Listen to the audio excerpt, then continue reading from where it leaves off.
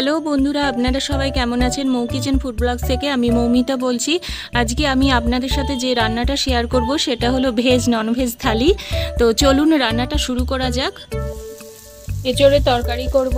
এঁচোড় আর আলুকে প্রেসার কুকারে নুন হলুদ দিয়ে সিদ্ধ করে নিয়েছিলাম। এবারে এঁচোড় আর আলুকে আলাদা আলাদা করে দু বোতলে ভেজে নেব। এঁচোড় আর আলু ভাজা হয়ে গেছে।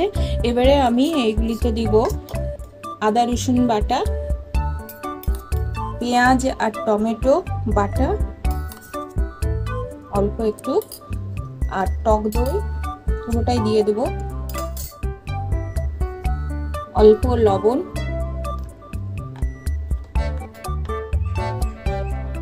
লঙ্কা গুঁড়ো,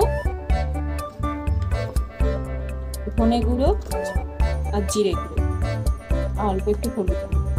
এঁচোড়ের তরকারি তো সবাই জানেন এটা রান্নাটা কিভাবে করতে হয়, কিন্তু আমি অন্যরকম ভাবে করছি, আপনারা এরকম ভাবে করে দেখবেন।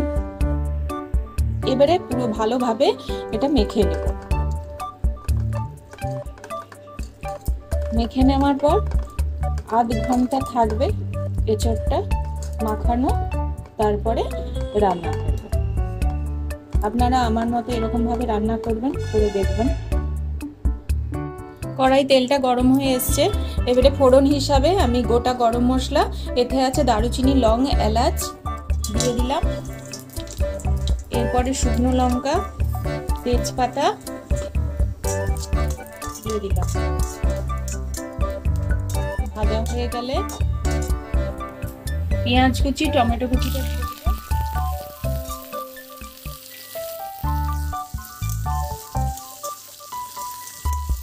লাল ভাবে ভাজা হবে পেঁয়াজটা, তারপরে বাকি সব মশলাগুলো দিব।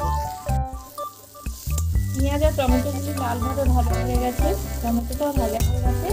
এরপরে আমি আদা রসুন বাটা দিয়ে দেব আর টমেটো বাটাটা পুরোটাই দিয়ে দেব। যেহেতু এঁচোড় আর আলুতে আমি সব মশলাগুলো আলাদা করে মিশিয়েছিলাম, তাই আর মশলা ব্যবহার করব না। আধ ঘন্টা ম্যারিনেট করে রাখা এঁচোড় আর আলু আমি দিয়ে দেবো। এবারে ভালোভাবে করতে থাকবে।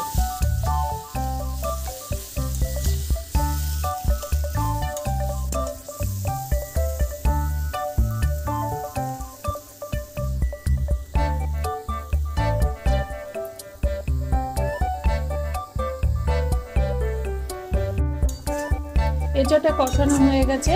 এবারে আমি অল্প জল ঢেলে দিচ্ছি।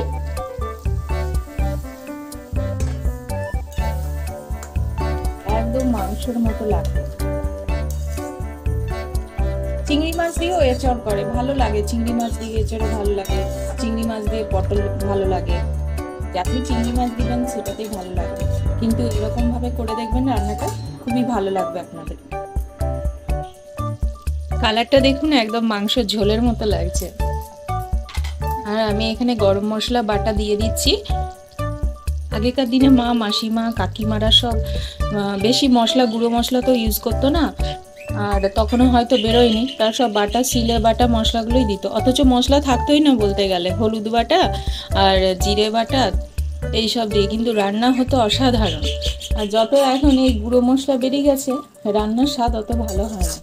এই জন্য আমি এখানে গরম মশলা, শাহি গরম মশলা গুঁড়োটা না ব্যবহার করে আমি এখানে শিলে বাটা গরম মশলাটা দিলাম। এঁচোড়ের তরকারিটা প্রায় হয়ে এসছে। তো নামানোর আগে অল্প একটু চিনি আর ঘি দিয়ে দিলাম।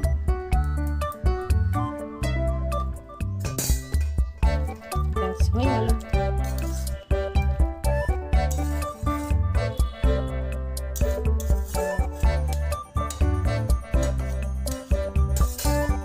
শোল মাছের টক করব, এই জন্য শোল মাছগুলিকে নুন হলুদ দিয়ে মাখিয়ে রেখেছি। এবারে ভেজে নিব। শোল মাছের টকের রান্নাটা প্রায় আমার হয়ে এসছে। যেহেতু এই রান্নাটা আমি আমার চ্যানেলে আগে দিয়েছিলাম রেসিপিটা, এই জন্য এবারে আমি আর দিলাম না। কালকে সবজি বাজারে গেছিলাম, তো দেখি যে টমেটোর দাম অনেক কমে গেছে। তো 2 কিলো টমেটোর দাম হচ্ছে 20 টাকা। তো আমি 1 কিলো এরকম কাঁচা টমেটো নিয়ে এসেছি আর 1 কিলো পাকা টমেটো নিয়ে এসেছি। ফ্রিজে এত সবজি, এই জন্য মানে রাখার জায়গা নেই, তাই টমেটোগুলি এরকম এরকম ছিল কাঁচা টমেটো। আমি বাইরে রেখে এসেছি, দেখুন কেমন হয়ে গেছে, আধ পাকা হয়ে গেছে। তো টমেটো, কাঁচা টমেটোর বাটি করার জন্য অবশ্যই মানে একদম কাঁচা সবুজ হলে সেটা সবচেয়ে ভালো টেস্ট হয়। তো আমার কি করব, আমার কোনো উপায় থাকেনি। তো এটাই আমি সর্ষে বাটিটা দিয়ে বানাবো টমেটো দিয়ে। চলুন আপনারা দেখতে থাকুন। এই কাঁচা টমেটো বাটি করতে এত সহজ, এর মতো সহজ রান্না নেই। কারণ এতে হচ্ছে আপনার কিছুই লাগবে না, নিরামিষ দিনে এটা দিয়েই ভাত খাওয়া হয়ে যাবে। এর জন্য আমি ওই তেলে কালো জিরে ফোড়ন দিয়েছি আর লঙ্কা খুবই কম দিয়েছি, কারণ আমার হাজব্যান্ড, আমার শ্বশুরমশাই এরা খেতে কেউ পছন্দ করে না ঝাল। আমি আর আমার শাশুড়ি মা দুজনেই ঝাল খেতে ভালোবাসি, কী করবো, এই জন্য লঙ্কাটা কমই দিলাম। আর এই কাঁচা পাকা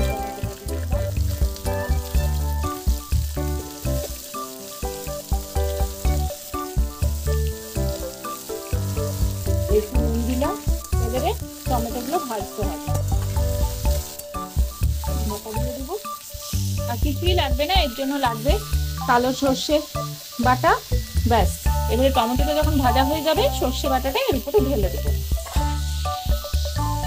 টমেটোটা সিদ্ধ হতে যতক্ষণ টাইম লাগবে ততক্ষণে দেখি ভাতটা হয়ে গেছে নাকি, কারণ আমি ভাতটা ইন্ডাকশনে বসিয়েছি।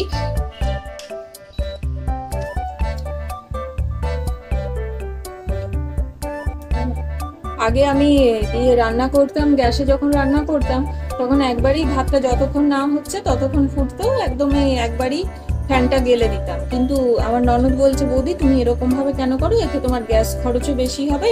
তা তুমি কি করবে যে একবারে ভাতটা ফুটে বন্ধ করে দিবে, তো এতে তোমার গ্যাসটাও খরচ কম হবে। তো দেখলাম ও তো বেশ ভালো বুদ্ধিটা আমাকে দিয়েছে। তো চল, তো এটা ভালো বুদ্ধি যেগুলো দেয় সেগুলো তো কাজে লাগানো দরকার। হ্যাঁ, তো ওর বুদ্ধিটা আমি কাজে লাগিয়েছি, বেশ ভালো। কম মানে কম ইন্ডাকশনেই বলুন, গ্যাসেই বলুন, যেন ভাত যখনই ফুটে যায় বন্ধ করে দিই, তারপর নামানোর আগে তখন চালিয়ে দিই, ব্যাস হয়ে যায়। এদিকে টমেটোটা সেদ্ধ হয়ে এসছে, এবারে আমি সর্ষে বাটিটা ঢেলে দেব। আপনারা চাইলে অল্প একটু হলুদও দিতে পারেন।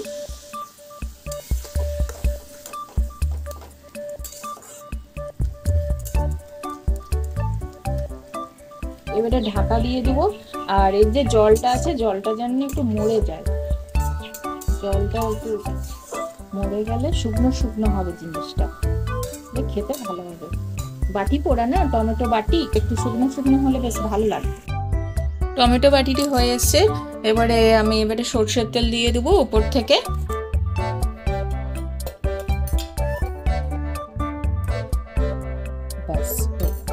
এরপরে যে রান্নাটা করব সেটা হলো সজনে ডাঁটা ভাজা। এরকম মোটা সজনে ডাঁটা কিনে এনেছি। এবারে এগুলোকে অল্প একটু লবণ আর হলুদ দিয়ে সেদ্ধ করে নেব। সজনে ডাঁটা ভাজার জন্য আমি প্রথমে অল্প লবণ আর হলুদ দিয়ে ভাপিয়ে নিয়েছি, তারপরে বেসনে লবণ আর খাবার সোডা দিয়ে জল দিয়ে ভালোভাবে ব্যাটারটা মেখেছি। এবারে বেসনে ডুবাবো ডাঁটাগুলিকে, দিয়ে এবারে ভাজবো।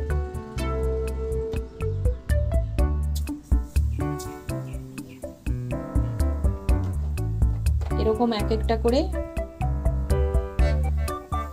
দিয়ে তেলে ছেড়ে দেবো, খেতে খুব ভালো লাগে।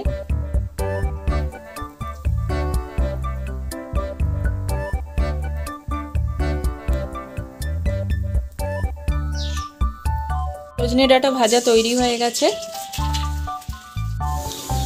মুসুর ডাল পেঁপে দিয়ে করেছি আর লাল শাক ভাজা। এই রান্নাগুলো আপনারা সবাই জানেন, এই জন্য আমি এগুলো শেয়ার করলাম না। রেডি হয়ে গেছে ভেজ ননভেজ মিক্স থালি। প্রথমেই আছে সজনে ডাঁটা ভাজা, লাল লোটে শাক ভাজা, এঁচোড়ের তরকারি, কাঁচা টমেটো বাটি। তো আপনাদেরকে বলা হয়নি, টমেটো যখন রান্না করবেন তখন বীজগুলো ফেলে দিয়ে রান্না করতে হবে। আর শোল মাছের টক, পেঁপে দিয়ে মুসুর ডাল আর দই, আর সবার শেষে আছে সাবুর পাঁপড়। খেয়ে বলো কেমন হয়েছে? ভালো হয়েছে। এই এঁচোড়ের তরকারি। হ্যাঁ, একটা একটা করে খাও। আর কাঁচা টমেটো বাটি। গরম ভাতের সঙ্গে আর কিছু লাগবে না। আর শোল মাছটা পরে খাবে নাকি? আচ্ছা ঠিক আছে, খাও। এরকম নিত্য নতুন রেসিপি পেতে হলে আমার চ্যানেলটা লাইক সাবস্ক্রাইব করে দিবেন। বাই।